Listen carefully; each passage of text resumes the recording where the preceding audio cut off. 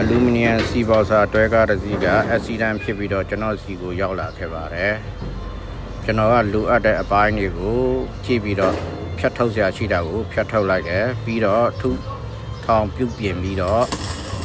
ပြင်ဆင်စရာရှိတာကိုကျွန်တော်ရဲ့ကလေးတွေကပြင်ဆင်ပါတယ်ပြီးတော့ alignment ကိုတေချာဖြောက်တန်းအောင်ပြန်ပြီးတော့ချိန်ညှိပါတယ်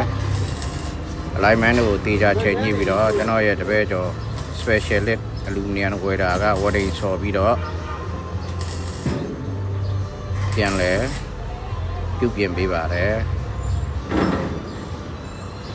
အဲ့တော့အလူမီနီယမ်ဝရိန်ဆော်ခြင်းဖြစ်ပါတယ်